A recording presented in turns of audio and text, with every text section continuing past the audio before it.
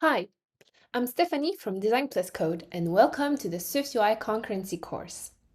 If you've watched any of the WWDC 21 sessions, you've heard about concurrency. It's the new hot topic in Swift 5.5. Many features were also added to Swift and SwiftUI to deal with concurrent code. This course will introduce you to concurrency and we'll learn how to turn old functions that use completion handlers into async await functions.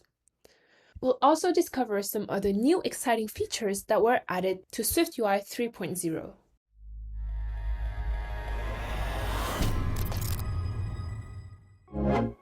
WWDC 21, or the 2021 Apple Worldwide Developers Conference, is an event that reunites Apple developers from all around the world, where new features, new operating systems, and other new opportunities are discussed.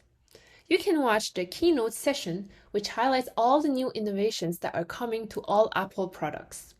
Some of the main points that were introduced are iOS 15 and macOS Monterey. Both of these operating systems are still in beta and will be available to all in fall 2021. Two other talks are important to watch if you're an Apple developer: what's new in SwiftUI and what's new in Swift. Let's take a look at the highlights of each of these sessions. WWDC 21 introduced SwiftUI 3.0, a new version of SwiftUI that incorporates many features that were missing in earlier versions of the language. Async image, the refreshable modifier, the searchable modifier, and an updated library of SS symbols are only a few examples of what's new in SwiftUI. We'll be covering a lot of these topics in this course.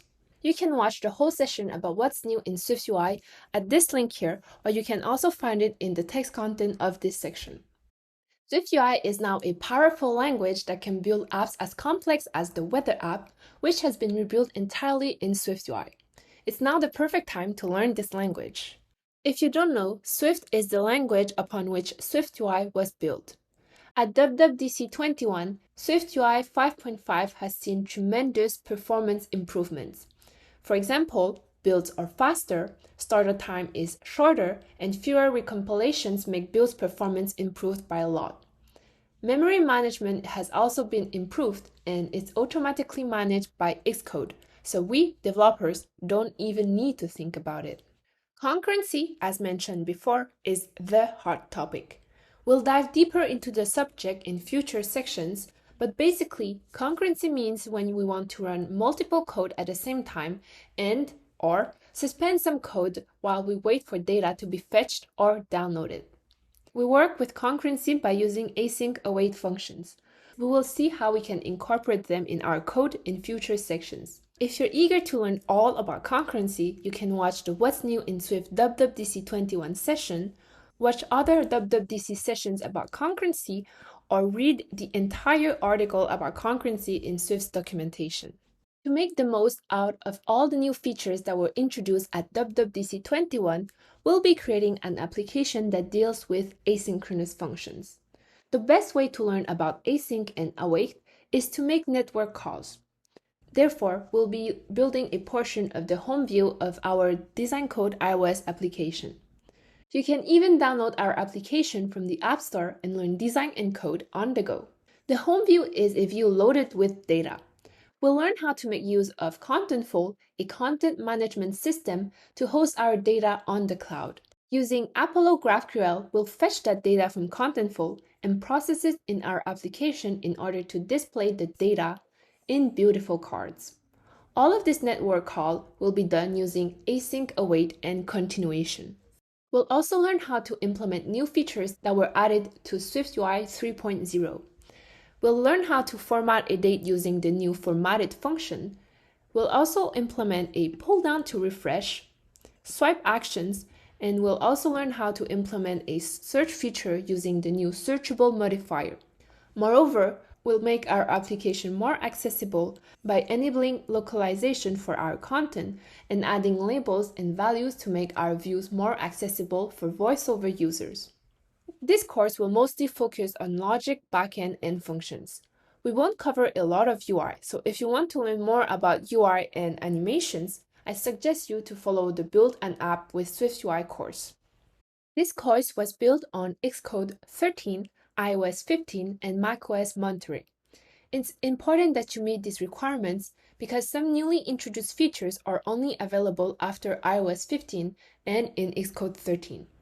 We also assume that you have some basic knowledge of SwiftUI and Swift.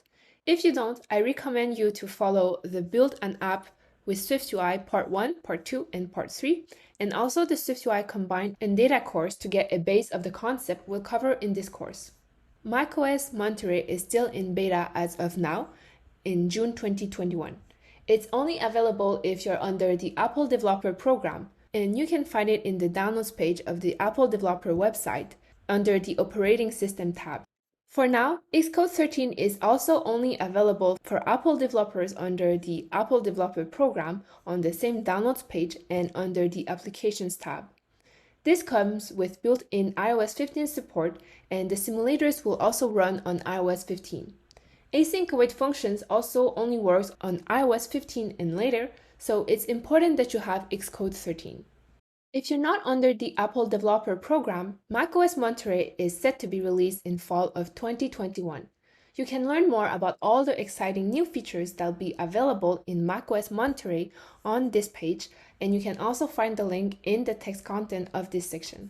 Once you have Xcode installed in your computer, open it, and we'll create our new project. So we'll click on Create a new Xcode project. This project will target iOS, so select the app under the iOS tab and click on Next. Then we'll give our product a name. So I will give it SwiftUI Concurrency. Make sure that the interface is SwiftUI and that the language is Swift. Then we'll click on Next and choose where you want to save your project in your computer. Let's click on Create. Once your project is created, click on your project name, and then under Targets and Deployment Info, make sure that the iOS version that you'll target is iOS 15. If you don't, you'll need to wrap your code with an if available iOS 15 for all the new features that we'll cover, which makes the code harder to read. Make sure to download the source files of this course because it contains assets and codes that we'll need in the next few sections. So once you download the source files, you'll find 3 folders. The first one is the Assets folder. In the Assets folder, you'll find some illustrations that we'll need in section number 3 of this course, and you'll also find app icons. We'll need to add these app icons to our Xcode project. We'll come back to that in a few moments. In the code folder, you'll find a few folders containing some files with code already written for you for specific sections of this course. We'll get back to them later, so you don't need to import them yet in your project. And finally, we have the completed project folder, which contains the final Xcode project of this course. So now I have the app icons folder open in my Finder, and I also have my Xcode project open. So let's go to the Assets folder and click on App Icon. In here, we'll simply drag and drop each one of them in their corresponding square. So for example, the App Store icon goes in here because it says App Store here. So simply do this for all of the icons that you find in the App Icons folder. Once you added all the icons to your app icon set, you should see something like this. Every square should be filled with a logo. So great! Now that we created our project and added the app icon to our Xcode project, we're ready to code. In the next section, we'll cover some of the basic elements of the home view. That is, the date title with the new formatted method that formats date automatically for us, the tab view, and some card components using async image. See you in the next section. Hi, Stephanie from Design Plus Code. Welcome to section number 2 of the SwiftUI Concurrency course. In this section, we'll start coding the home view.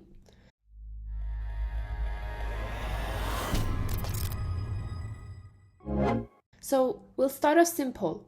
We'll create a date title, which is the component here, that has today's date, as well as a title that prompts the user to learn a certain coding language or a certain subject. For the date here, we'll be learning how to use the new formatted method that formats dates for us with only a one-liner.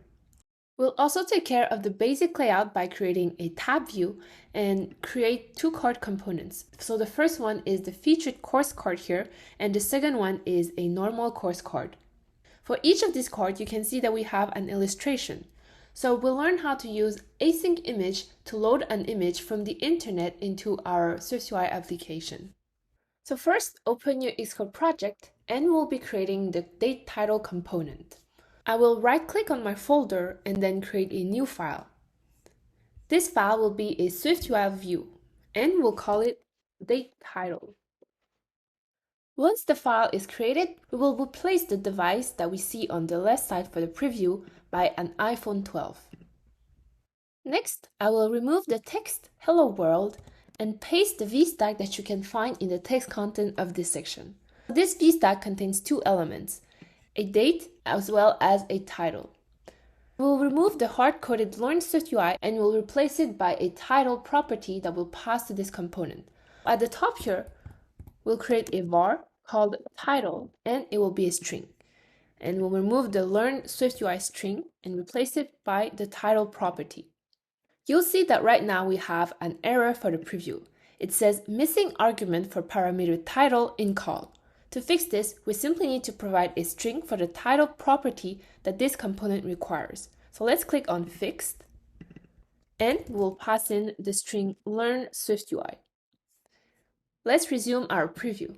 You'll see that now we don't have the error anymore. Now let's take care of the date. Right now, this date is hard-coded, and we want this date to reflect today's date. So we'll create a state at the top, and this date will be private. We'll call this variable date. It will be a string, and by default, it will be an empty string. We'll remove the hard-coded date here and replace it by the date property. If we resume the preview, you'll see that we won't see the date anymore because the date is an empty string.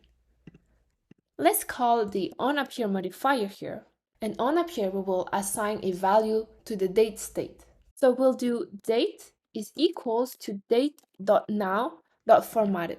Before SwiftUI 3, we were using date formatter to format dates into the format that we want to display, which is a bit complex and requires many lines of code. Right now, we can do the same with the formatted method.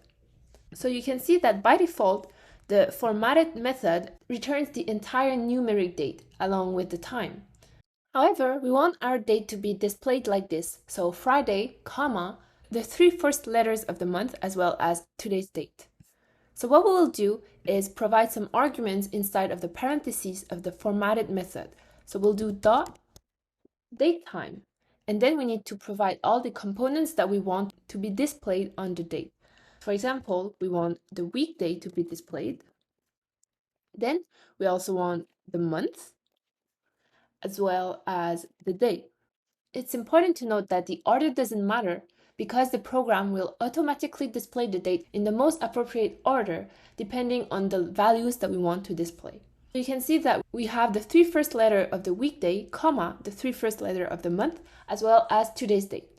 But we want the complete Friday word, so we'll simply do dot wide in the weekday to have the complete weekday name. Great, so the only thing left to do is to do dot uppercase because we want the date to be displayed in uppercase. Next, let's create our home view. So I will right-click on my folder and create a new file.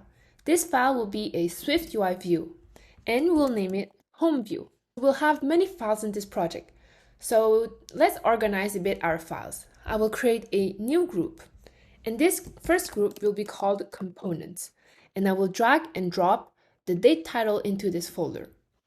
The next folder we'll create is the Views folder. So I will drag and drop the Home View inside of this folder as well as our Content view. Right now, our files are better organized. Let's continue coding. So inside of our home view, we will remove the text and add a scroll view. Inside of this scroll view, we will add the date title component that we just created. So we'll do date title, and it requires a title. So let's provide a Learn SwiftUI title. We'll also add a frame with a max width of infinity and an alignment to leading. And finally, we'll add some padding, top of 20, as well as some horizontal padding of 20 as well. Now that we have our home view, we will create our tab view in Content view. So let's go to Content view, and we'll remove the text Hello World. I'll add a tab view.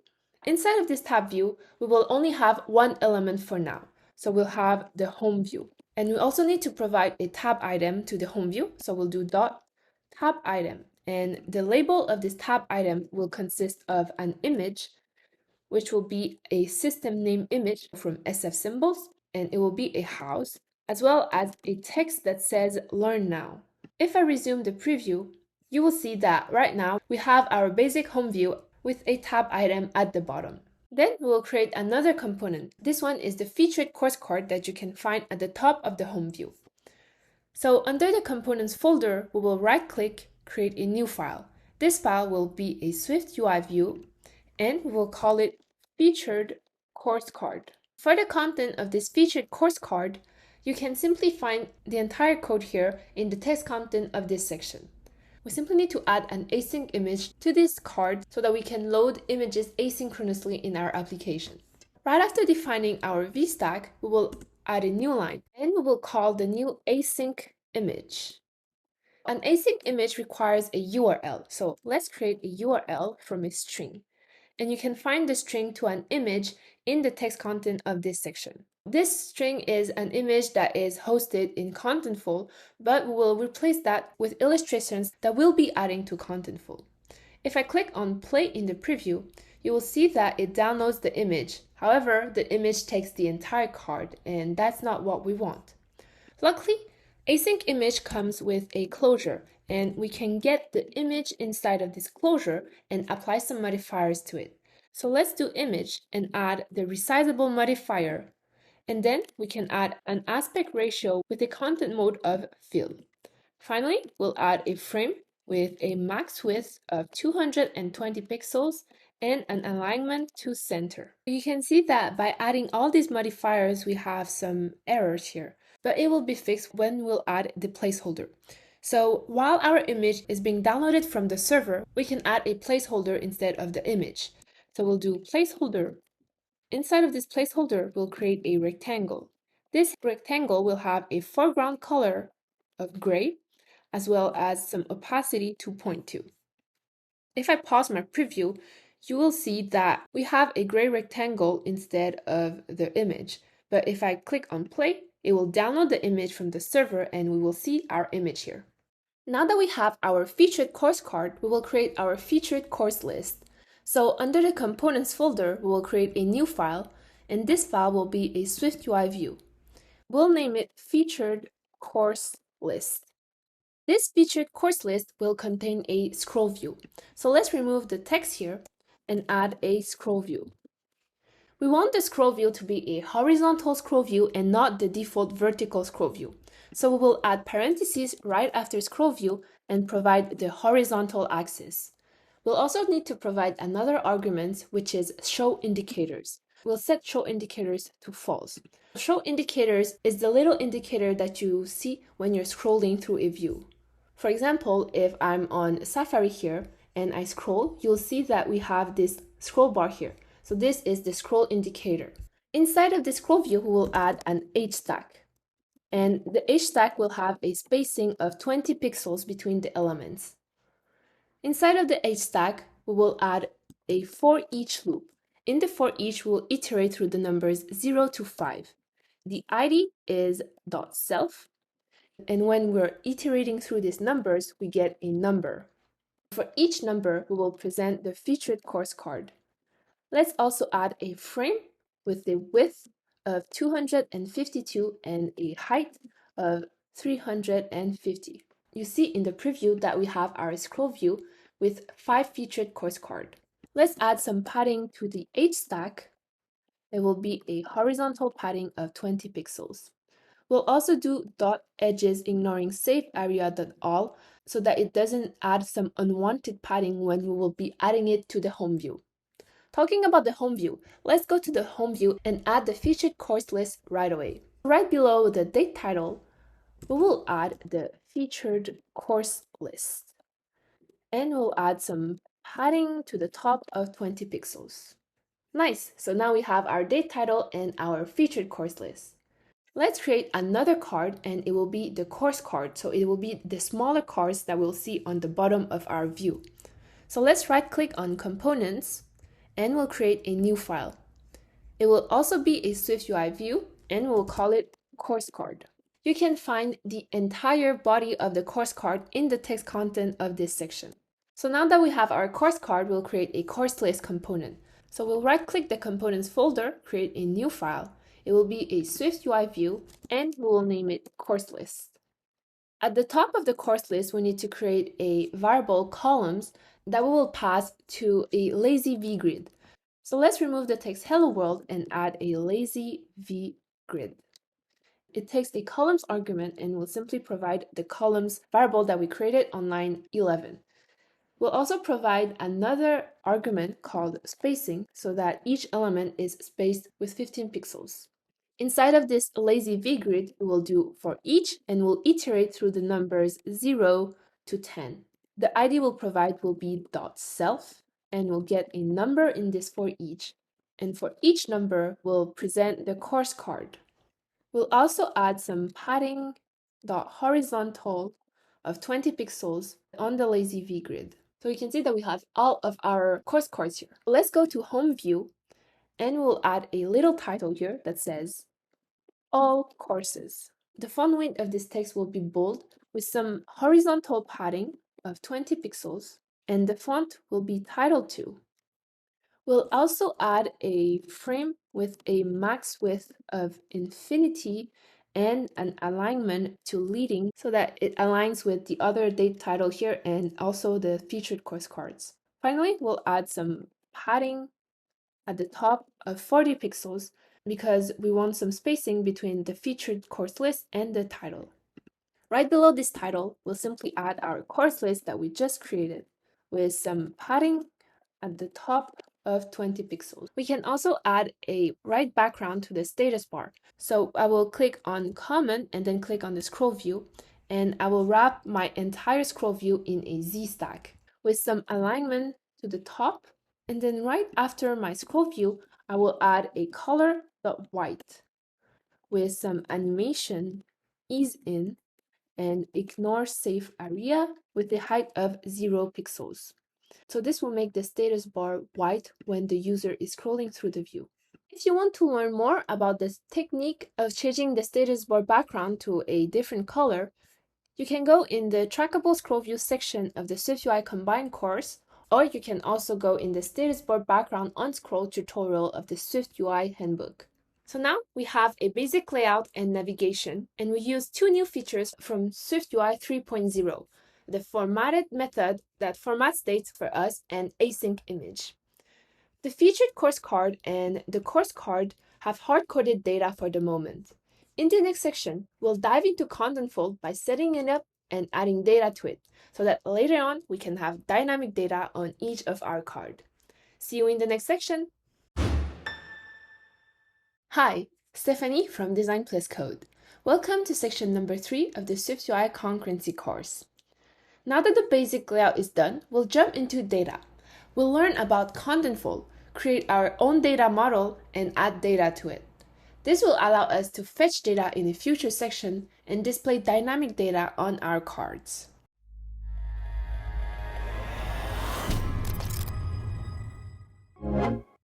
So, what is Contentful? Contentful is a content management system, or CMS. It's a tool that lets us manage our content and collaborate with other members of our team. Each iteration of our content is also saved, so we can go back in time and retrieve an older version. It's also super easy to integrate Contentful in our applications because Contentful can be integrated with many platforms and languages like JavaScript, PHP, Android, iOS, and so much more. You can take a look at the detailed documentation on this link here, or the link is also available in the text content of this section. In this course, we'll be using Apollo GraphQL along with Contentful because GraphQL queries are easy to deal with and we can fetch more precise data this way. If we were to use the Content iOS Delivery API, the queries are less precise and performance is also less optimized than with Apollo GraphQL. We'll take a deeper look at Apollo GraphQL in a future section.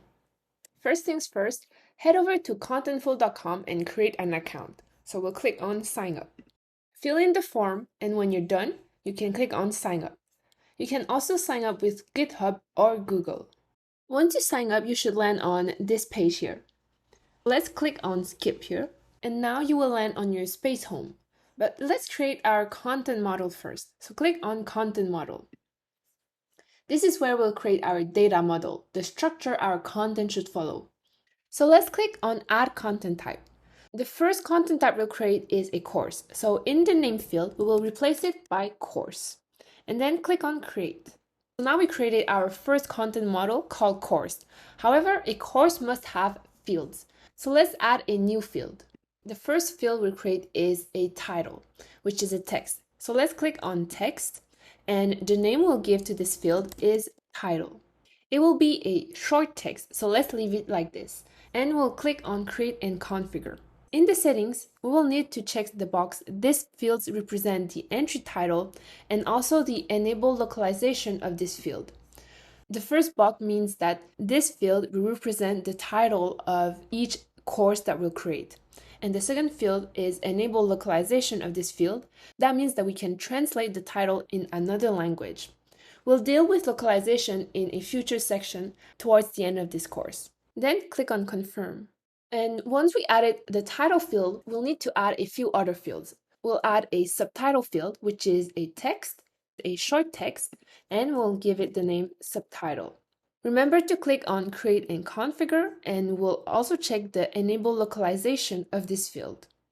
Then click on Confirm. The next field we want to add is the number of sections, which is a number field. The name will be Number of Sections. Since it's only a number that we'll add in this field, we don't need to enable localization. So let's simply click on Create. After the number of sections, we need to add another number field, which is number of hours. This one also, since it's only a number, we don't need localization. So simply click on Create. We'll add another field, which will be a text, and it will be short text. We'll name it Subject. The subject will be the subject of the course, which is either a certain coding language like SwiftUI or a certain subject like design, for example. This one too, we won't need localization. Let's simply click on Create. We'll add another field, which will be this time a media, and it will be an illustration. It will be a one-file illustration. This illustration will be the illustration that will be on each of the course cards that we'll have in our application. And since the illustration doesn't need any translation, let's simply click on Create. Now that we added all of these fields, we need to add some validation for the subject field. So let's click on Settings, and under Validation, we'll check the box Accept Only Specified Values, because we only want to accept certain subjects. The first subject we'll allow is SwiftUI, and we'll return. The second one will be Design. You can add as many as you want, but I will simply add these two.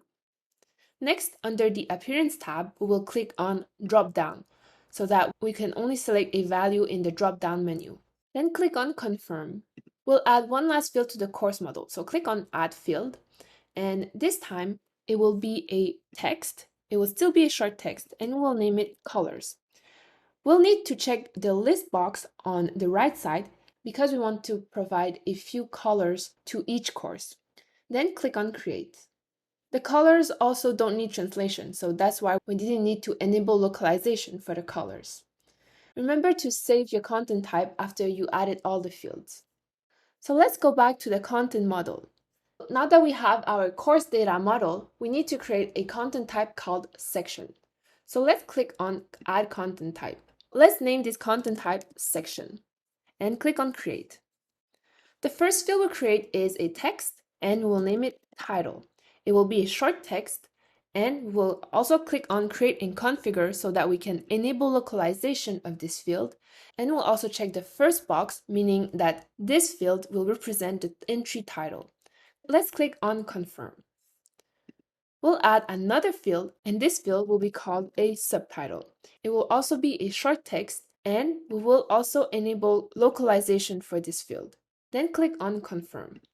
The last field we'll add is a content field. So it will be a text, but this time instead of a short text, it will be a long text. Let's give it the name Content. and we'll click on Create and Configure and enable localization of this field so that we can translate it to another language later on. Let's click on Confirm. Now we completed our section model, so let's click on Save. Now that we have a course model and a section model, we will link them together because each course will have multiple sections. So we can add a new field in the course content model that is of section type. So let's click on Add Field. It will be a reference, and the name of this reference will be section. Since a course can have many sections, we will click on Many References. Then we'll click on Create and Configure. Under the Validation tab, we will check the box Accept Only Specified Entry Type.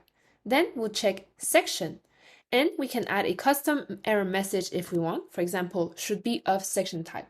So this field will only accept any data of section type. Then click on Confirm. Remember to save your content model. Great! Now that our data model is done, we will add some content. Let's go to the Content tab and click on Add Entry. In the drop-down menu, we will click on Course because we want to add a course. Now, you simply need to use your imagination and fill in the fields.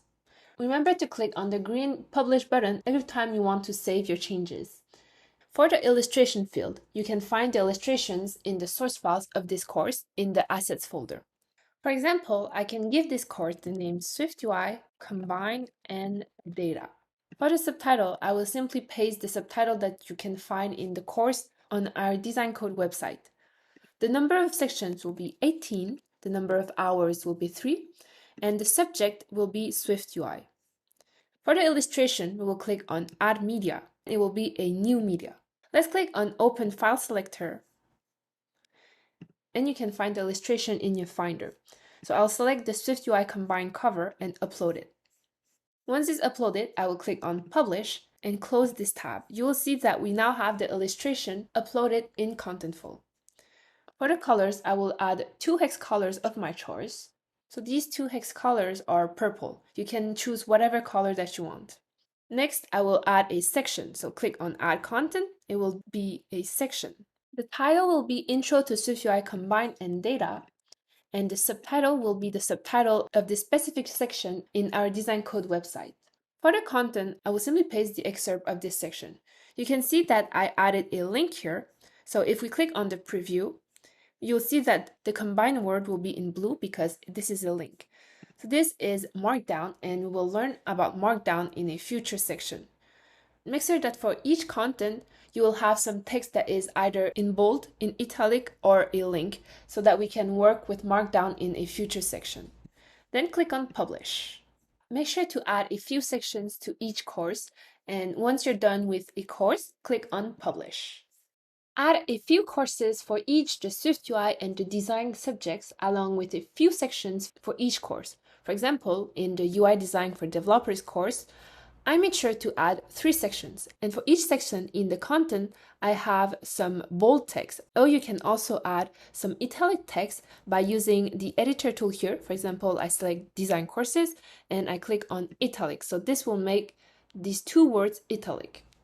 So this is useful for a later section when we'll learn how to use Markdown with attributed strings. Once you're done, you click on Publish Changes. Once the status of everything on the right side is published, then you're good to go.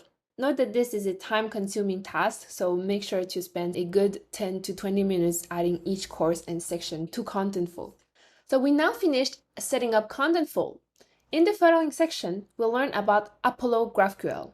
This tool will let us query the content we just added to Contentful. Moreover, we'll install Apollo in our Xcode project, and we'll do all the required setup. See you in the next section. Hi, Stephanie from Design Plus Code. Welcome to section number 4 of the SwiftUI Concurrency course. Now that we have our data hosted on Contentful, we need a way to fetch it. We'll use Apollo GraphQL. In this section, we'll install the Apollo GraphQL SDK and create a query to fetch the courses and sections we added to Contentful in the last section.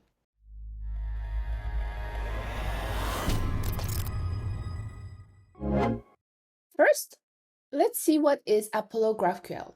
So Apollo GraphQL is a modern framework that uses GraphQL, which is a query language, to make API calls to a cloud server. It's used by many big companies to build, manage, and access data. It's also open source, meaning that it's free. In our case, we'll fetch data from Contentful using Apollo GraphQL. This way, we'll only fetch the data we really need, and Apollo will deal with asynchronous fetching for us to make our app more performant. Apollo is also so much more than just a tool to query data. You can learn more about all the features that Apollo GraphQL offers by visiting apollographql.com/platform. This link is also available in the text content of this section. So let's start by opening our Xcode project. We'll start by installing the Apollo GraphQL iOS SDK to Xcode. You can go on Google and search for the Apollo iOS SDK and find their GitHub repository and copy the link to this repository, or you can also find it in the text content below. So copy this link and go back to your Xcode project. Click on your project name, and then under project, you'll click on your project name again. And then on the Swift Packages tab, we will click on the plus sign here. If you don't already have the Apollo iOS SDK in your recently used list, you simply need to paste the link in the search box here, and it will search for the Apollo iOS SDK. So since I already have Apollo here, I will simply select it. Under the dependency rules, we'll select the up to next major version because this version supports Swift 5.5. If you select up to next minor version, you might run into some bugs when you try to build your project. So make sure to select up to next major.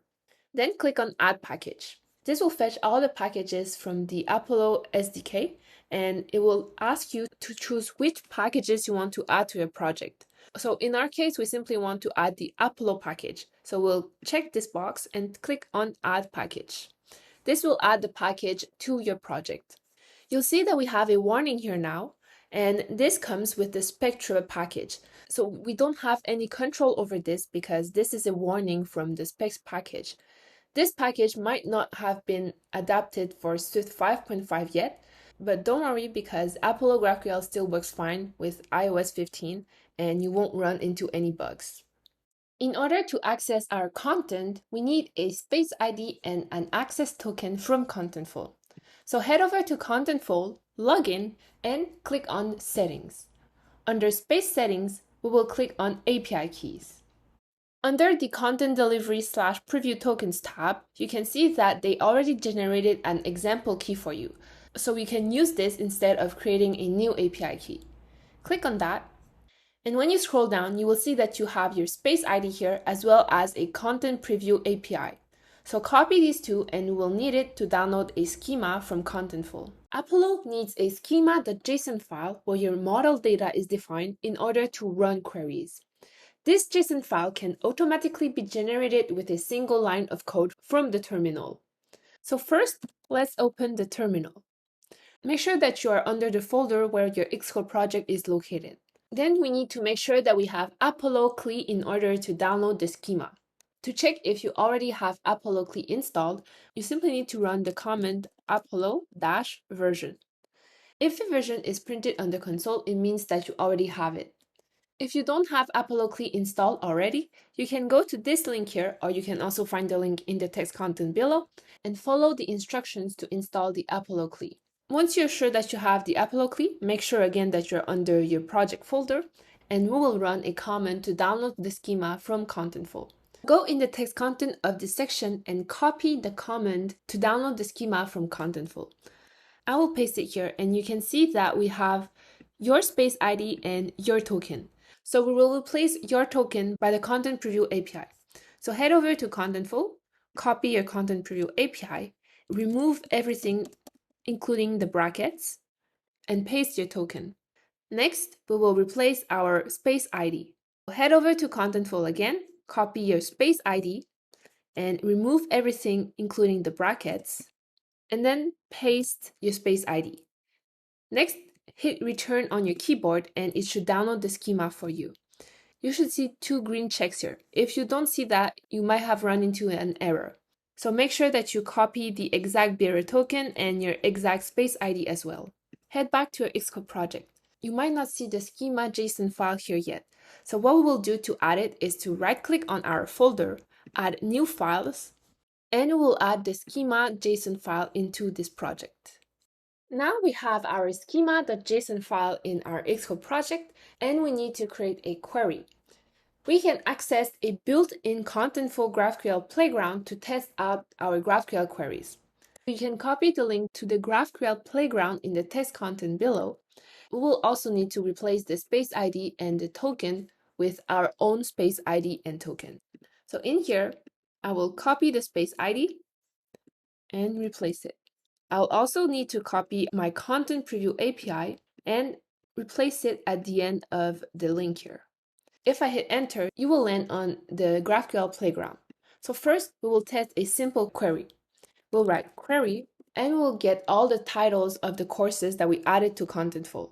A good shortcut is to click on Option and space on your keyboard to have all the autocomplete suggestions. So we want the course collection, and under the course collection, we can get a total number, we can skip some items, or we can also limit some items, but we want to get the items inside of this course collection. We can give a name to the items. For example, we can give them the course's name. And for each course, we want to show the title. Then let's click on play, and you can see that we have all the 4 courses that we added to Contentful.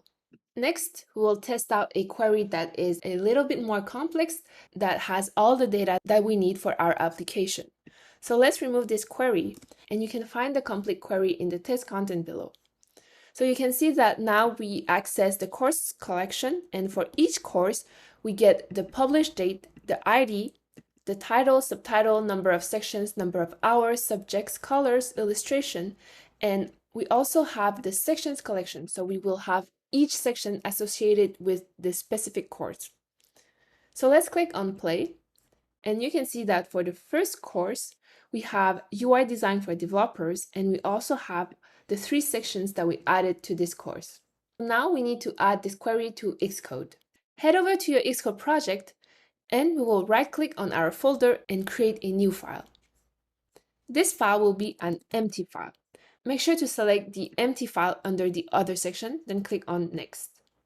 We'll name this file coursequery.graphql. It's important that you add the .graphql extension so that Xcode knows that this is a GraphQL query. Then click on Create. In here, we simply need to paste the query that we tested under the GraphQL playground. It's important to note that Apollo requires that each query has a name. So right after the query keyword, we will add the course name so that Apollo knows that this query is named course. Once this is done, we need to add a code generation on build phase so that Apollo can run some code on build phase in our application. So let's go to our project, and under targets, we'll click on our project, on build phases, and we'll add a new run script phase. We will rename this run script by generate Apollo GraphQL API. Let's drag and drop this just after the dependencies and before the compile source. Then expand the script, and you will copy the script that you can find in the text content below and paste it here. Now that we have this code generation, it's time to build our application. So click on the play button here to build your application. This will automatically generate another file, which is the api.swift file. If you run into an error, it might be because the schema file was saved under a parent folder. For example, this is my parent folder, and make sure to save the schema file under your project folder. You can simply go into your Finder and drag and drop it into the folder if you saved it in the wrong place. Now that the build succeeded, we need to add the api.swift file to our project. So right-click on your project and we'll click on Add Files to SwiftUI Concurrency. And we'll add the api.swift file. Remember that this file is auto-generated and you should never edit this file. If you edit it, you might run into bugs when you try to build your application. Now let's go to Content View and try to play our preview. You'll see that the preview always pauses or it will load forever like this. This is an easy fix. So let's go to SwiftUI Concurrency, and under the build phases, you will check the for install builds only. This will let Xcode know that we just want to generate the api.swift file every time our app is installed, not when we're working with the preview. If you ever change a query, remember to uncheck this box again so that the api.swift file can be regenerated and Apollo will add your query to the api.swift file. Great! Now we're done with the installation of Apollo GraphQL into our Xcode project. In the next section, we'll create a function that fetches the data from Contentful using the query that we just added to our project. This is where we'll start learning about a new concept in Swift 5.5, concurrency. We'll apply async, await, and continuations in our fetch function. See you in the next section. Hi, Stephanie from Design Plus Code. Welcome to section number 5 of the SwiftUI Concurrency course. Apollo GraphQL is now installed in our project. In this section, we'll create a network class and a view model in order to fetch the data from Contentful. Fetching data from a server requires time. It's then the perfect time to talk about concurrency. In this section, we'll learn concepts like async, await, and continuation, which are derived from the concurrency concept.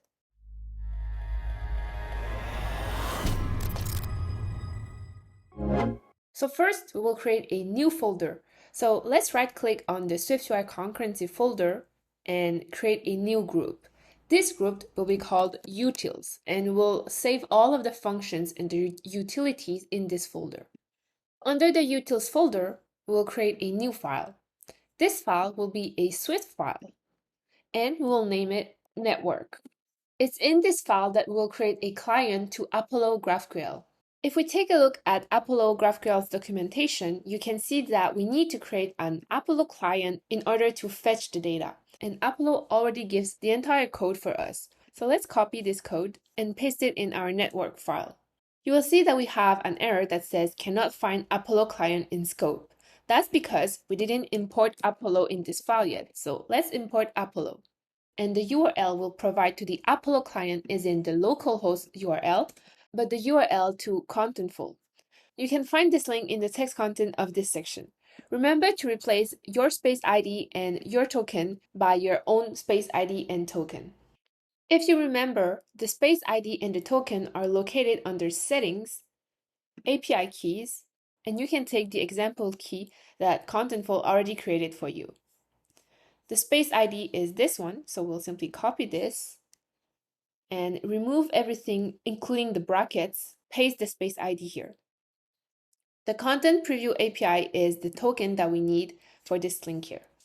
So we'll copy it and we'll remove everything, including the brackets, and paste it here. This Apollo client is marked as private set, meaning that we can only set the Apollo client within the network class. It also has the lazy keyword, which means that we are creating the Apollo client lazily so as to not affect other operations in our program. Next, we'll create a view model. So first, let's create a folder where we will store all of our view models. And under this folder, we will create a new file. This file will also be a Swift file, and we'll name it course view model. Inside of this file, we'll create a class called course view model. So class course view model that conforms to the observable object protocol. By conforming our course view model to an observable object, we make sure that we can notify the entire program of changes within this class with the help of a publisher. If you haven't, I highly encourage you to follow the course SwiftUI Combine and Data to learn more about the MVVM, or Model View Model, architecture, and Combine. In order to understand better how async and await works, we'll create a fetch function the old way. That is, using completion handlers. Next, we'll refactor it using async await. So inside of this class, we'll create a function called fetch. And inside of this function, we need to call network, which is the network class that we created in the network file, dot shared dot Apollo, and then dot fetch. So the fetch function comes from the Apollo SDK, and you can see that the fetch function requires a query. Luckily, we already added our query to our project. So we simply need to provide the name of the query, which is course, and add the word query right after the name of our query. we can access the result in a closure in this function. So let's add a closure right after this function, and what we get in return is a result. And this result can either be a success or a failure. So we'll add a switch statement inside of this closure. We'll do switch, and we'll check the result. You can see that Xcode also complains here and is saying that a switch must be exhaustive. If we click on that and click on fix, you can see that it automatically adds all the cases possible in this situation, which are either success or failure. So in the case of a success, what we get in return is a GraphQL result. We will replace the underscore with let GraphQL result. And for the moment, we will print it and we'll write successfully got a GraphQL result, 2 dots, and we'll print the actual result. Next, we'll simply return to exit the function. In case of a failure, what we get in return is an error. So we'll replace the underscore by let error. And we'll also print the error saying network or response format error, 2 dots, and then print the error. And we'll return to exit this function. This code, the closure that we added to this function is called a completion handler. Let's make sure that we do get some results before continuing. In our app file, we will add a state object here. So state object, and we'll name it course view model, and we'll initialize our course view model. We initialize a class by adding parentheses at the end. Next, we'll simply add an environment object to our content view, and we'll pass the course view model that we created on line 12. Then let's go to content view, and we will add an environment object here called course view model, which is of course view model type. Then on our tab view, we will add the onAppear modifier. OnAppear of content view, we'll call the course view model.fetch. In order to make the preview work again for the content view, remember to add an environment object here and initialize a course view model. Now let's build our application. Once the application is built, simply drag the console up and you should see the results printed on the console. So this is all the data that I added to Contentful in the third section of this course. Before we turn our fetch function into an asynchronous function, let's pause a bit and talk about concurrency. What is concurrency? In a few words, concurrency means when you run asynchronous code at the same time as running other synchronous code. Now, this may sound familiar if you worked with async await in other languages like JavaScript. If you've never dealt with async code before, it might sound weird. So asynchronous code means that two events are happening at the same time. For example, in this case, we have a download data function which downloads data asynchronously because it takes time to fetch the data from a server and download it into our project. This function is running at the same time as the update UI code, which is synchronous. Here is another example taken from the session Discover Concurrency in Swift from WWDC21.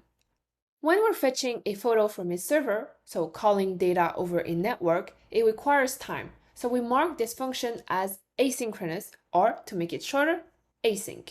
In Swift, by marking our asynchronous functions as async, we can make our code cleaner and in a more structured way. When we add the await keyword in front of a function, the program will suspend this code, meaning that it will free up CPU on the thread to let other code run at the same time while data is being fetched or downloaded from the network. By freeing up the CPU, we can make our application more performant. We can also add the try keyword to let the program know that the function can throw an error. We also wrap the entire function in a do-catch statement to handle any error that might be thrown. Once we get the data, the function will resume and execute the next line of code.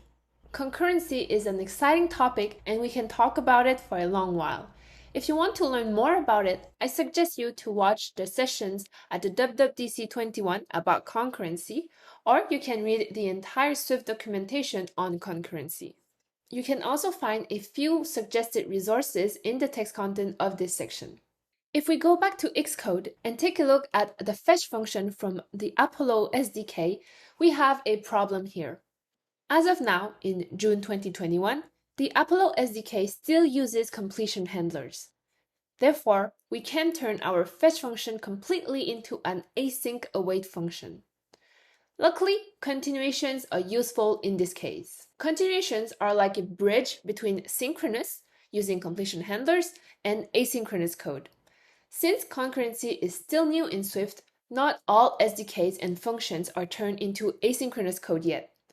That's why continuations are here.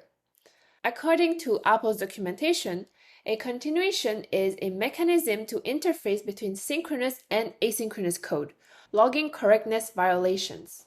You can read more about the subject on the Check Continuation documentation page. In our case, we'll see how to implement the continuation with the fetch function from the Apollo SDK that still uses completion handlers. We will create a new function. This function will be private since it's only accessible within this class, and we will name this function query courses. We will mark this function as asynchronous, so we'll add the async keyword here, and we'll also add the throws keyword, meaning that this function might throw an error. This function will return an optional GraphQL result. So we'll add the arrow and call GraphQL result course query.data. So we need to add a question mark at the end here because if we run into an error, we won't return the GraphQL result. And right now we have an error that says cannot find type GraphQL result in scope. To fix this, we need to import Apollo at the top of this file. Next, we will move the entire network call from the fetch function to the query courses function. You see that now we have another error that says cannot convert expression of type cancelable to return type GraphQL result. To fix this, we need to wrap our entire network call in a continuation. So we'll do return, await, and then call the with checked continuation function. We can get a continuation in the closure of this function. Let's move the entire network call inside of the continuation. If the result is a success, we will remove the return and the print statement and call continuation.resume and return the GraphQL result that we get in case of a success. In case of a failure, we will do continuation.resume and we will throw the error. You see that it says here that we cannot convert value of type error to expected argument type never. So we'll simply need to unwrap our error to make sure that it's of never type. Then it silences the error. Now that we have the private query courses function, we can add async to our fetch function. So let's add the async keyword here, which marks our function as asynchronous. Inside of this function, we will call the private query courses function. You can see that here we have some errors. Xcode is telling us to insert await, so let's add await. Next, the second error that we get is call can throw, but it is not marked with try and the error is not handled. So let's add the try keyword here. And to handle any error, we need to wrap it in a do catch statement. So we'll do and catch. In case of an error, we'll print the error that we get. Now we have a warning saying that result of call query courses is unused. One good thing about continuation is that it can return us our GraphQL result. So let's save it in a result variable. And since we mark the GraphQL result as optional, we need to unwrap it. So if let result equals to result, we will print the result. Next, we will go to content view. If you try to resume the preview here, you will see that we run into an error. It says async call in a function does not support concurrency, which means that the onAppear modifier doesn't support asynchronous code. Let's try by adding the await keyword in front of this function. You'll see that now we run into another error. Invalid conversion from async function of type async to synchronous function of type void. So how can we solve this? SwiftUI has us covered. A new modifier called task is similar to onAppear because it's also fired when the view appears. However, the difference between a task modifier and an onAppear modifier is that the task modifier handles asynchronous tasks. let's change the onAppear to the task modifier and try to build our application again. Nice! So now our preview works, and let's try to run our application in the simulator to make sure that we do get data printed on the console. Nice! We have all of our data here. Now we don't have any error anymore, and the preview has also successfully been built. In this section, we created a network connection in order to fetch data from Contentful using Apollo GraphQL. We also learned about a new concept in Swift 5.5, concurrency. We used continuation to turn a function from an SDK that still used completion handlers into an asynchronous function using async-await. Moreover, we learned that we can't use asynchronous functions with the onAppear modifier, but we can with the new task modifier. In the next section, we'll process the GraphQL result we got from Apollo into a data model that we'll create in our application. See you in the next section!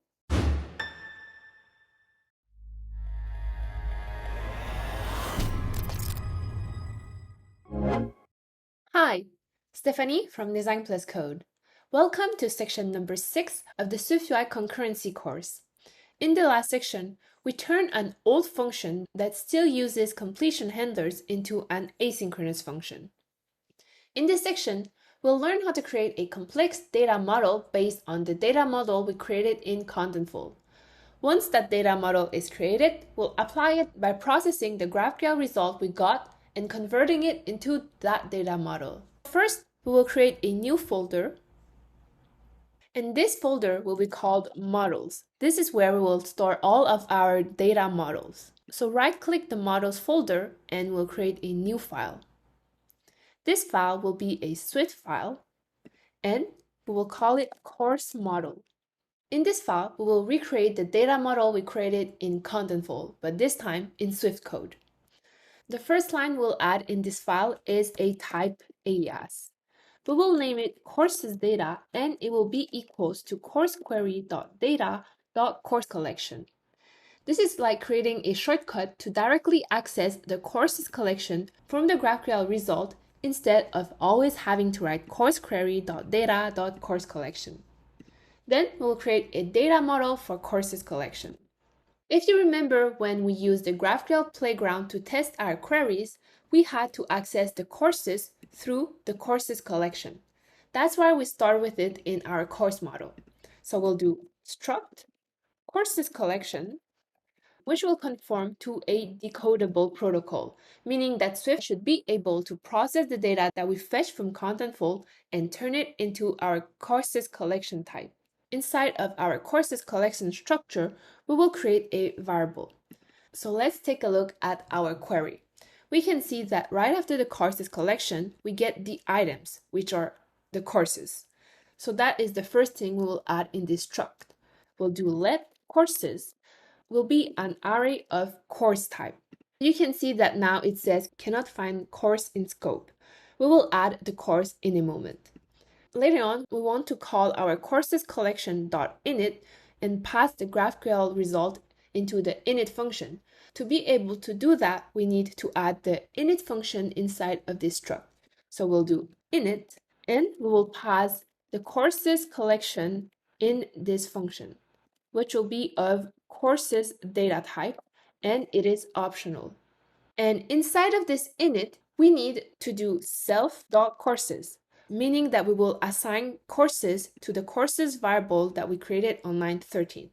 So courses will be equals to the courses collection variable that we pass to the init function, which is optional, so we need to add a question mark, dot courses dot map. So we're mapping through the courses inside of the courses collection, and it will return a course. Inside of this closure, we will need to initialize a course by passing the course variable that we're mapping through. Right below the courses collection, we will create our course model to silence the errors that says cannot find course in scope. So we will write struct course, which will conform to an identifiable protocol as well as the decodable protocol again. The identifiable protocol means that each course will have a unique ID. And decodable, as I mentioned before, means that the data that we fetch from Contentful can be decoded and processed into this data model that we're creating here. If we take a look at the query again, you can see that a course has a published at date, an ID, a title, a subtitle, a number of sections, number of hours, subject, colors, and illustration, as well as a section collection. So we'll need to add each of these elements inside of our course structure. The first one is ID, which will be a string. Next, we have a published at property, which is also a string. Then we have a title, which is a string, a subtitle, which is a string. It also has a number of sections, which is of type integer. Then we have the number of hours, which is also an integer, a subject, which is a string, some colors. If you remember, the colors, we added them as a list of strings. So we will need to add an array of optional strings. Next, we have an illustration. If you remember, the illustration we added to Contentful is a media. What we get when we fetch the data from Contentful is a URL as a string.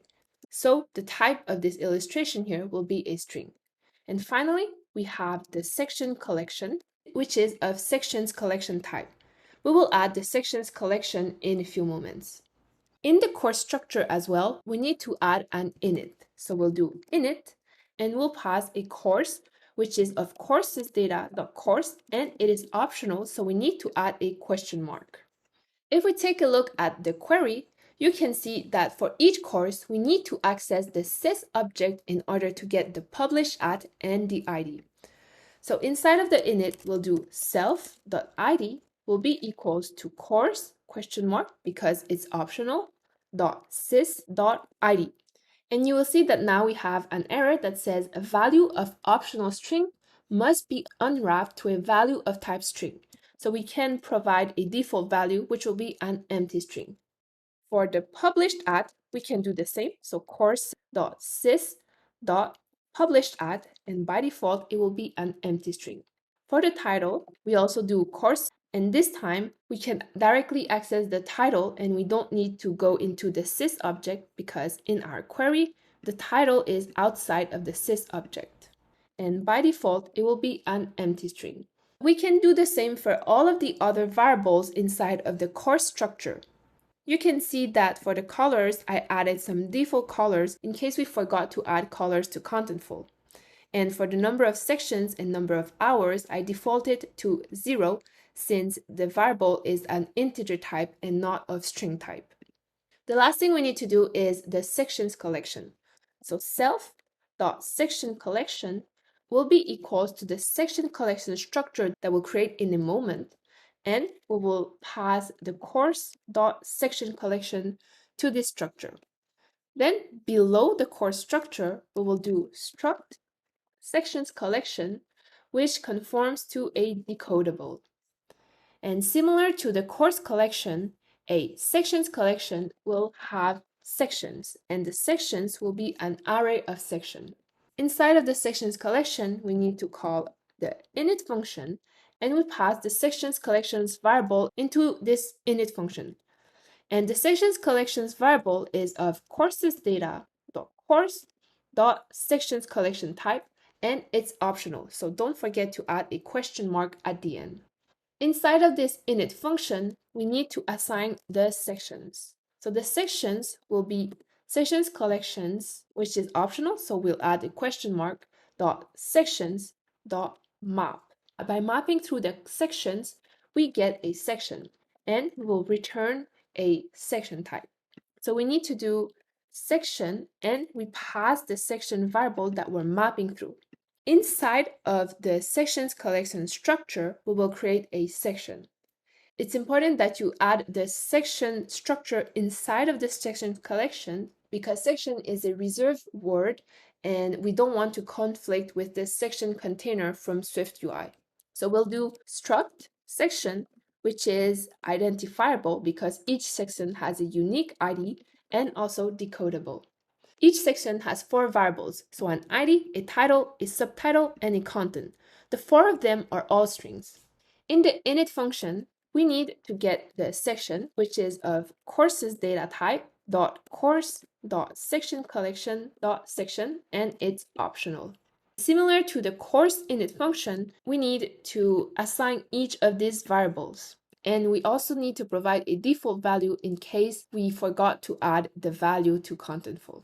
Now we have an error here that says value of optional sections collection.section must be unwrapped to a value of type section collection.section. So let's add a default value. In case the sections collection doesn't contain any section, we will default it to an empty array here. Don't forget to do the same for the courses collection here. So we will default it to an empty array. If we build the application now, you will see that the build succeeded. Back in course view model, we'll create a function that processes the data we got from contentful. So under the fetch function, we will create a private function called process, and we need some data, which is of courses data type. This function will return an array of courses. Inside of the process function, we will initialize an instance of courses collection. We'll do .init and we will pass the data that we passed to the process function. This here will return some content, so let's save it in a content variable. And we will return the content.courses because this function doesn't return a courses collection, but an array of courses. At the top of this class, let's create a published state. So published public private set var courses, which will be an array of course, and we'll assign it initially to an empty array. We added the public keyword so that we can read this variable from anywhere in the application, and private set because we want to write to this variable only within the course view model. Let's go to the fetch function and we'll call the process function we just created. Instead of printing the result, we'll do if let course collection will be equals to the result dot data dot course collection. It's important to add the question mark here because the data is optional. So if we have a courses collection within the result that we got from GraphQL, we will call the process function that we created on line 44 and we'll pass the course collection from line 34 into the process function. The process function will return an array of courses, so we will simply assign it to the courses variable that we created on line 12. We'll simply need to build our application and make sure that we don't run into any error. So great, my build succeeded and it's now running on iPhone 12. Now that we have our data, we're ready to display that data in our views. We will display each course that we fetched from Contentful in a course card component that we created at the beginning of this course. See you in the next section!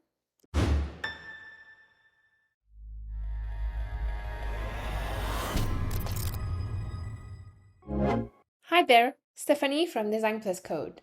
Now that the data is processed and ready to be displayed in a view, we will take each instance of course and display it in a course card.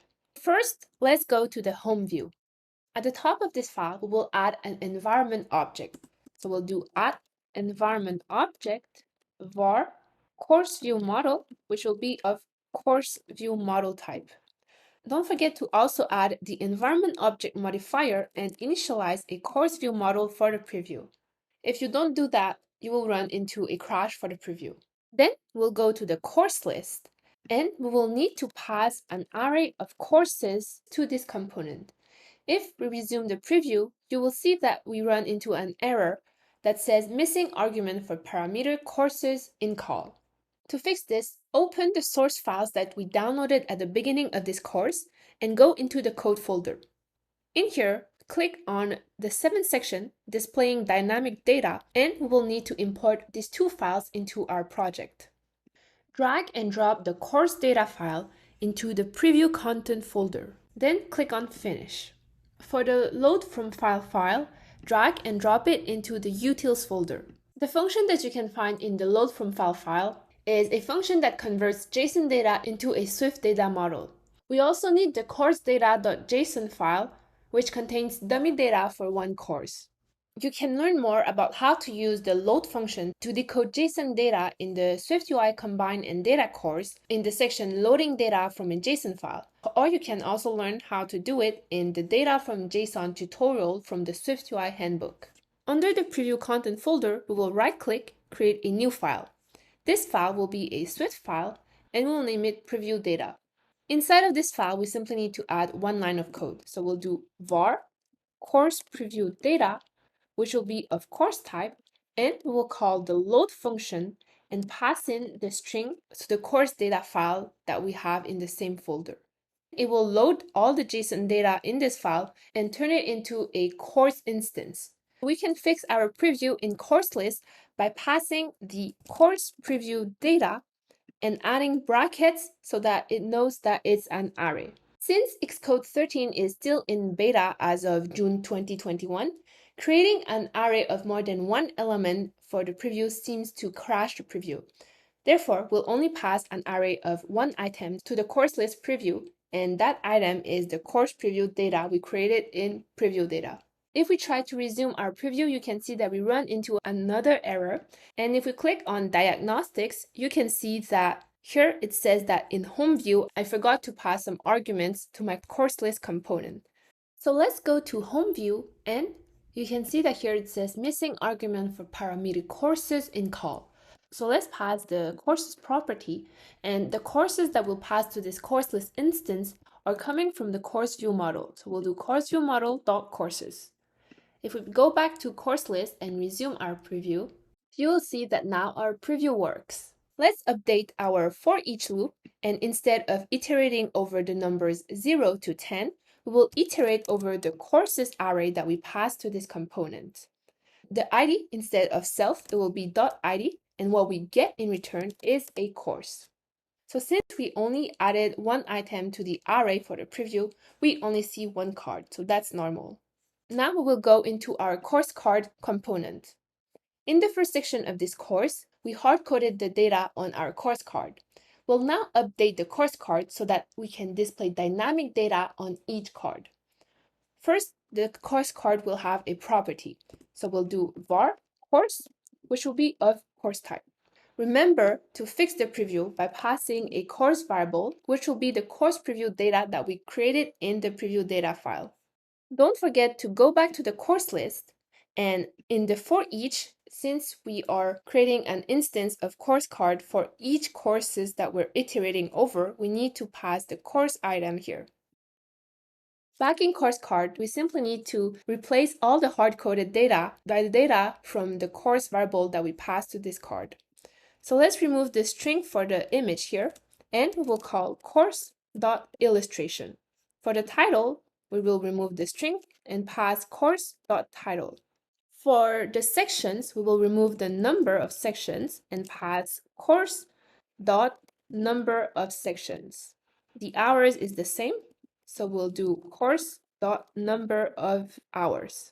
And we will also need to replace the gradient since we added some gradient to Contentful, and we want to add the same gradient colors to this card. First, let's resume our preview to see if it works. Great, so you can see that now we have UI Design for Developers, which is the title of the dummy data that we added to our project. We also see another picture other than the picture that we had before. Now, let's take care of the color of the cards. We added 2 hex colors to Contentful for each course. So we will create an extension that converts the string values for the color fields that we got from Contentful into actual colors in SwiftUI. So under the utils folder, I will right-click and create a new file. This file will be a Swift file, and we will call it extensions. Inside of this file, instead of importing Foundation, we will be importing SwiftUI. Next, simply go in the text content below and copy the extension for the colors. This takes a hex color as a string value and converts it into a SwiftUI color. So back in course card, we will update the background of our card by the colors that we got from Contentful. So we'll do color.init, and we need to pass a hex value. So the hex value will be course.colors.first. You'll see that we run into an error, so it says that we need to force unwrap it, so we'll add an exclamation mark here. And you can see that by adding one exclamation mark, it's still complaining, so we'll need to unwrap it twice by adding 2 exclamation marks. Instead of blue, we will replace it by color.init, and the hex color is course.colors.last, and we add 2 exclamation marks so that it unwraps the optional. Let's resume our preview, and you can see that now the background color of this card is the colors that we had in our course data JSON file. If we go to home view and play our preview, you can see that our course list on the bottom here displays nothing because the courses array is empty. Even if we play this preview, you will see that it's still empty. We need to build our application in the simulator in order to see all of our courses that we have in Contentful. We will fix the preview by adding an if statement in course list, and we'll add the redacted placeholder. So inside of the lazy V grid, if the courses.count is higher than 0, then we want to iterate over the courses. Else, we will create a for each, and we will iterate over the numbers 0 to 4. The ID we get is .self, and for each number, we want to display the course card. We need to pass a course, so we'll pass a course preview data. Then we add the redacted, and the reason will be placeholder. Let's go back to home view and see our preview. You can see that now we have a placeholder content for the course cards. If we go to content view and play our preview, you will see that all the data will be fetched and we have dynamic data on our course card. You can also see the same thing if you build your application in the simulator. So congratulations! We looped through the data we got from Contentful, and for each course, we displayed a beautiful course card. The featured course cards still have hard-coded data now. In the next section, we'll create a featured subject that is randomized every time the user launches the app, and the featured course card will display the corresponding featured subject. See you in the next section!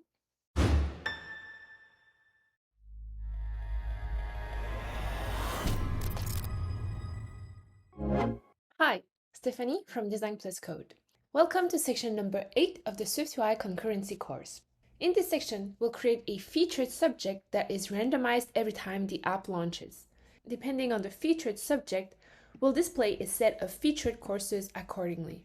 We'll also add dynamic data on each of the featured course card. Let's go to the course view model and we'll create an enum right before we define our class. So we'll do enum featured subject, and inside of this enum, we need to define a few cases.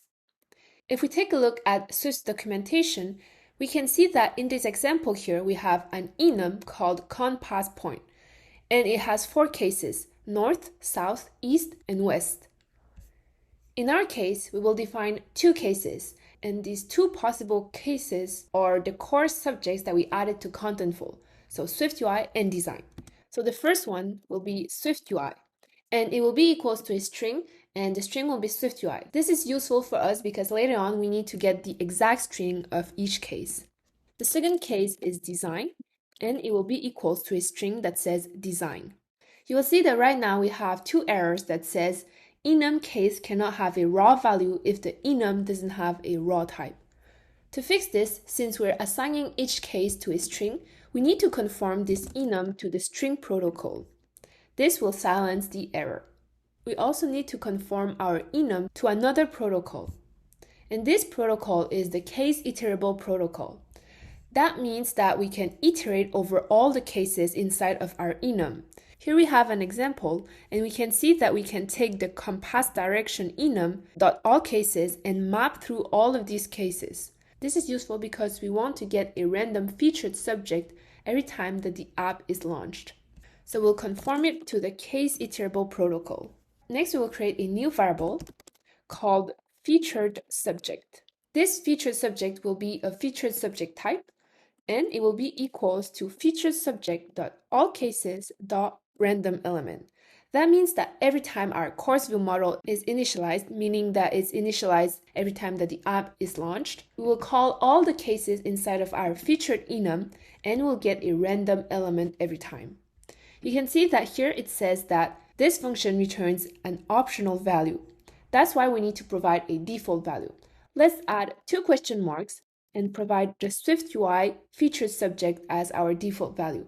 So if this function fails, our featured subject will be defaulted to SwiftUI. Next, we will create another variable, and this variable will be a published variable. It'll be public because we want this variable to be available everywhere in our application. And we'll also add private set because we only want to be able to set this variable inside of our course view model. And we'll call this variable featured courses. It will be an array of course, and initially we'll set it to an empty array. Right at the bottom of our course view model, we'll create another function, and this function will be called find featured courses. We also mark this function as private because we don't want anywhere else in our application to be able to access this function. The first thing we want to add in this function is the guard statement. The guard statement will be courses the count is higher than 0, else return. If you remember, we created a courses variable which sets all the courses that we have in Contentful. So we take this courses variable and make sure that the number of items within this array is higher than 0. If it's not higher than 0, we return, so we exit the function. If the number of items inside the courses array is higher than 0, then we will continue. We'll call this array and filter this array. When we're filtering, we're mapping through the courses, and we want to check if the course.subject is equals to the featured subject variable that we created on line 18. You can see that here it says that we cannot convert the value of type featured subject to expected argument of type string, because the subject variable in the course model is of string type, and this featured subject is of featured subject type. That's why we need to do raw value, and that is why we added an equals to a string here. Now the error is silenced, but we have a warning here that says result of called filter is unused. The filter returns an array of courses and we're not using it. So we can simply assign it to the featured courses variable that we created on line 19. So we'll do featured courses is equals to the result of the filter function here. And now we don't have this warning anymore. So we'll call this function right after we process our data and saved it in the courses variable. So we'll create a new line and we'll call the find featured courses function. Now that all the logic in our course view model is done, we need to update our URI. So let's go to the featured course list. Its code comes with an amazing shortcut, which is Shift-O on your keyboard, and it will open the search box. In here, we can simply search for the featured course list. Similar to the course list, the featured course list will take a property. So we'll do var featured courses, and it will be an array of course. We need to make the preview work again, so we will pass the featured course property, and it will be an array of the course preview data that we created before. If you try to build your application now, you will see that we have an error because we didn't pass the featured course property to this instance of featured course list that we have in home view. Let's fix this by passing a property, and the featured courses that we will pass will come from the course view model. So we'll do course view model.featured courses, and this will silence the error. Let's go back to our featured course list, and we need to update our for each loop here. Instead of iterating through the numbers 0 to 5, we will need to iterate through the featured courses property that we pass to this component. So we will remove the numbers here and replace it by featured courses.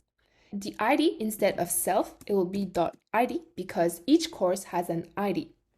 And instead of getting a number, when we're looping through the array of courses, we get a course.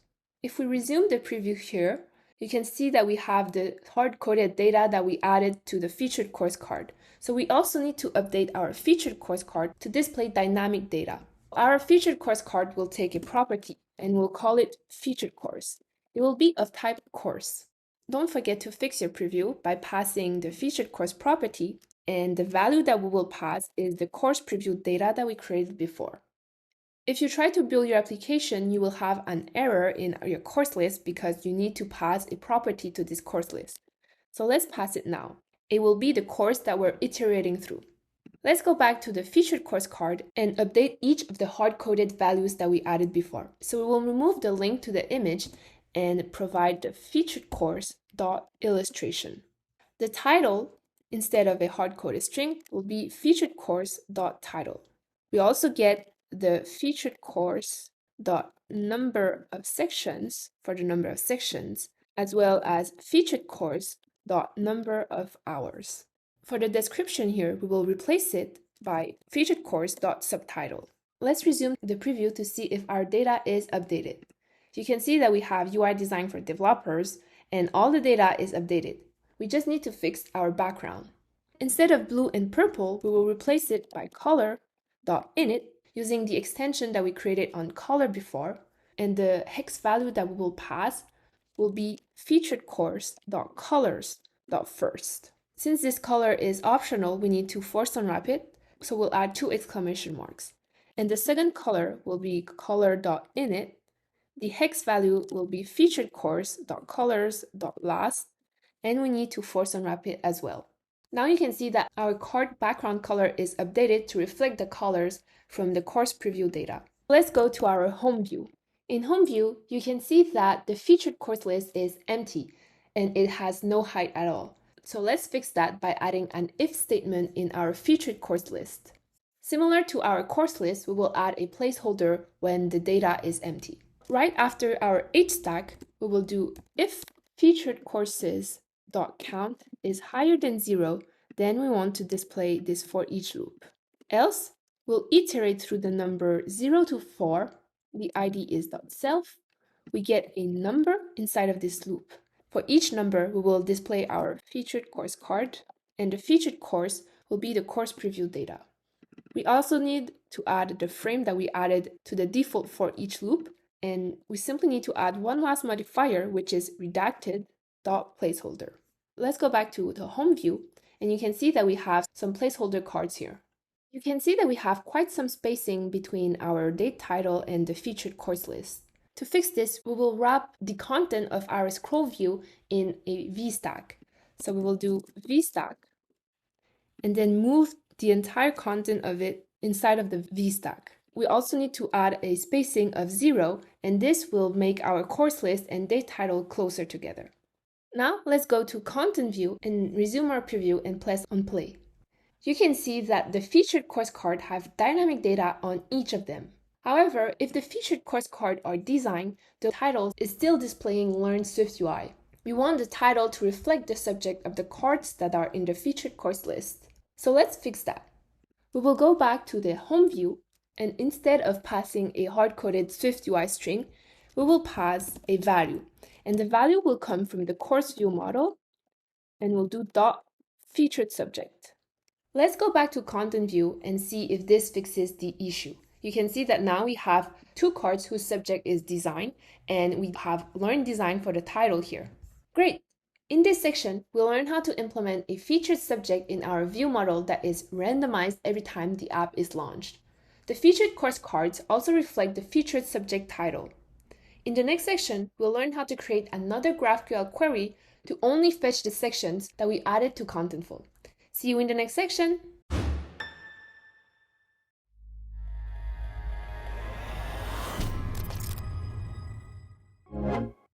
Hi, Stephanie from Design Plus Code. In this 9th section of the SwiftUI Concurrency course, we'll add another query to our project. This time, we'll query the sections that we added to Contentful. This data will be useful later on when we will implement a pull-down to refresh and swipe actions. Let's go back to our Contentful GraphQL playground. If you don't remember the link to access this page, you can find it in the text content below. Remember to replace the your space ID by your own space ID and your token by your content preview API token. So let's test out a query. This query will start from the sections collection. And we want to get all the items inside of this section collection. Let's rename the items by sections. For each section, we want to get its ID as well as the title of the section. If you remember, in our course query, we needed to access the ID through the sys object. So we'll do sys, and we'll get the ID from the sys object. Next, we also want the title of each section. This is the only information that we need for this query. Let's click on play to see if we get some results. You can see that we have all the sections that we added to Contentful with its ID and the title. So let's copy this query and go to our Xcode project. In here, we will add a new query. Since we now have 2 queries in our project, I will create a new group. This group will be called queries. and I will drag and drop the course query inside of this folder. So I will right-click my queries folder and create a new file. This file will be an empty file. Remember to select the empty from the other section, then click on Next. We will name this file section query.graphql. Remember to add the .graphql extension so that Apollo knows that this is a GraphQL file and contains a GraphQL query so that it can fetch all the required data. Then click on Create. Inside of this file, we will paste the query that we just tested in the GraphQL playground. Remember that Apollo requires that each query has a unique name. So let's name this query section. Next, we need to regenerate the API.swift file. So click on your project and then under Target and Build Phases, expand the Generate Apollo GraphQL API script. We will uncheck the for install builds only so that it regenerates the API.swift file. Then let's build our application. This will populate the API.swift file and add the section query inside of this file as well.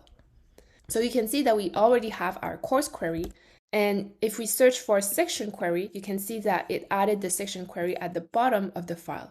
If when you search in this API.swift file, the section query is not present, simply drag and drop it again inside of your Xcode project from the Finder folder. Now that we have our query, we need to create a section model. Since our section query only queries each section's ID and title, we won't be able to use the model that we created in the course model for the sections collection, because in here, each section has an ID, a title, a subtitle, and a content. That's why we need to create a new model. I will right-click on my models folder and create a new file.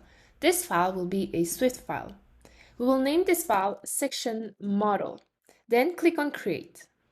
Similar to what we did in our course model, the first thing we need to do is to create a type alias. This type alias will be named sections collection data, and it will access the section query.data.section collection. Next, we will create our sections data collection structure.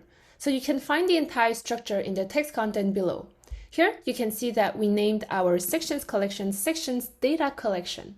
It's important to note that this name should be different than the one in our course model, because if not, it will conflict with this structure and Xcode will raise an error. So each section's data collection contains sections. A section is an array of section model type, and for each section model, we have the ID and a title. Now that we have our model, we need to create our view model. Under the View Models folder, we will right-click and create a new file. This file will be a Swift file, and we'll name this file Section View Model.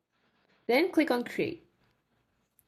Similar to what we did in the course view model, we will create a class called Section View Model, which will conform to the Observable Object Protocol. Now, let's go to our course view model. And we'll copy the query courses function, the fetch function, as well as the process function. Then paste it in our section view model. So you can see that we have a lot of errors now.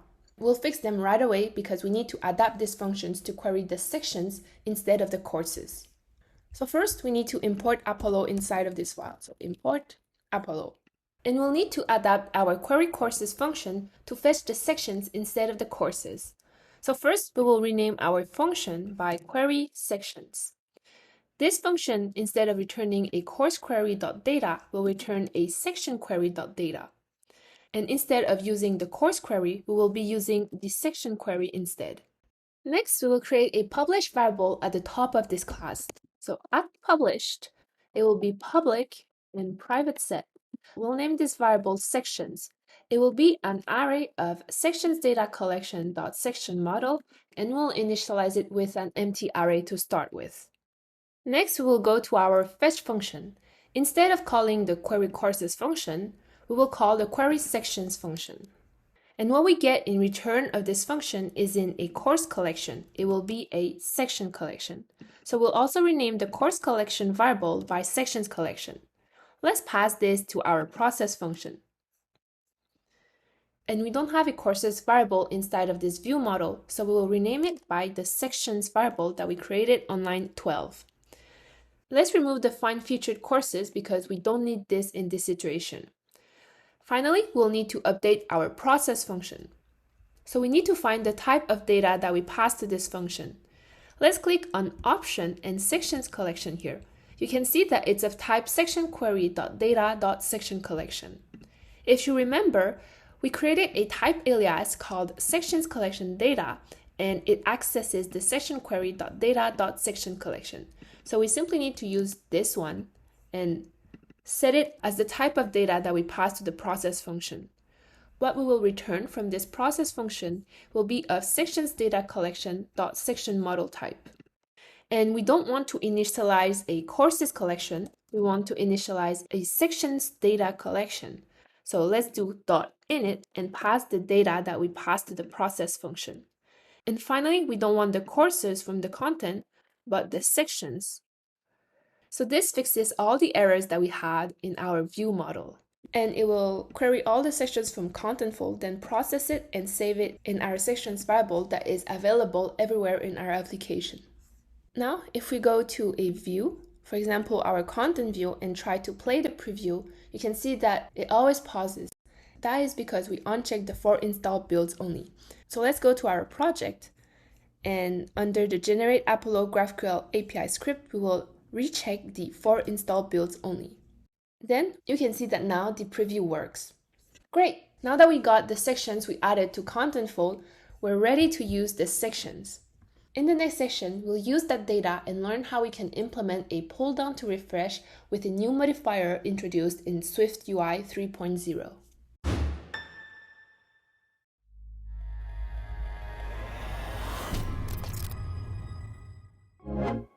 Hi, Stephanie from Design Plus Code. Welcome to section number 10 of the SwiftUI Concurrency course. WWDC21 introduced a new modifier that allows us to easily create a pull down to refresh feature. Let's see how we can implement that in our application using the sections data that we fetched in the last section. First, we will create a new view. So under the views folder, I will right-click and create a new file. This file will be a SwiftUI view, and we will name this file sections view. The body of this view will be a VStack. Inside of this VStack, we will have a text that says all sections. We'll also add a few modifiers to this text to make it look better.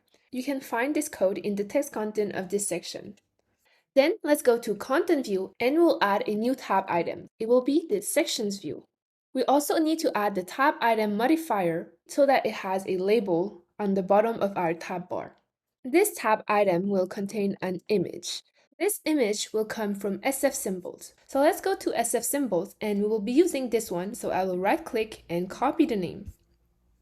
Then I will paste it as a string to my image. And we also have a text that says sections. You can see that now at the bottom we have our sections tab. And right now we only have the sections title. So let's create a section list. Under our components folder, we will create a new file. This file will be a SwiftUI view and we will name it section list. We need to initialize our section view model. So we'll do @state object var section view model will be equals to an instance of section view model. For the body of this section list, instead of displaying a text that says hello world, we will be displaying a list. So inside of the list, we will do a for each loop and we will loop through the sections from our section view model. We need to have the ID, so we'll do .id to get the ID of each section. And when we're looping through the sections, what we get in return is a section. So for each section, we'll display a text with the section's title. If we try to play our preview, even when we press on play, we're met with a blank screen. That's because we didn't call our fetch function from our section view model. So we want to call this function every time that the section list appears. So if we use the onAppear modifier, if you remember, it won't work. That's because our fetch function is asynchronous. So we need to use the new task modifier. So we'll do task. And inside of this, we will call our section view model .fetch function. Remember that fetch is asynchronous, so we need to add the await keyword in front of this function so that it fetches the data asynchronously. And right now, you can see that in my preview, I have all the sections. Now we want to use the new refreshable modifier. Let's take a look at Apple's documentation. You can see that refreshable modifier is available in iOS 15 and plus. That means that it only works in iOS 15 and not on iOS 14. We can also see that the refreshable modifier takes an action as a parameter. And it specifies here that the action should be an async action that SwiftUI executes when the user performs a standard gesture. The standard gesture is when we pull down the list, it should refresh the elements in our view.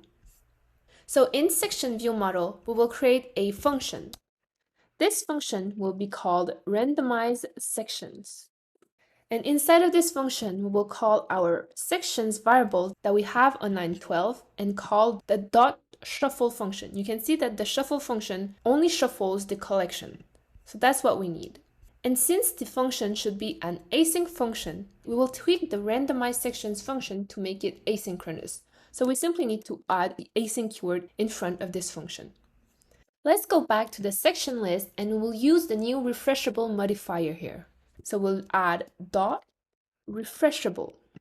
Inside of this refreshable modifier, we will call the section view model dot randomize section function. And since this function is asynchronous, we will add the await keyword in front to make it asynchronous. Let's try to resume our preview and let's try to pull down our list. You can see that now the first item is UI design for developers. If I pull down, you can see that the order of the sections in my list are randomized. I can pull down many times and the list is always shuffled. Great, now we have our section list, but we don't have any way to access it when we build our application in the simulator. So let's go to sections view and add it right below our title. So we'll do section list. Let's resume our preview and play the preview. If I pull down to refresh, you can see that the refreshable modifier works in this case as well. Great! We implemented a pull down to refresh using the newly introduced refreshable modifier. In the next section, we'll learn how to add swipe gestures to pin some sections at the top of our list. See you in the next section!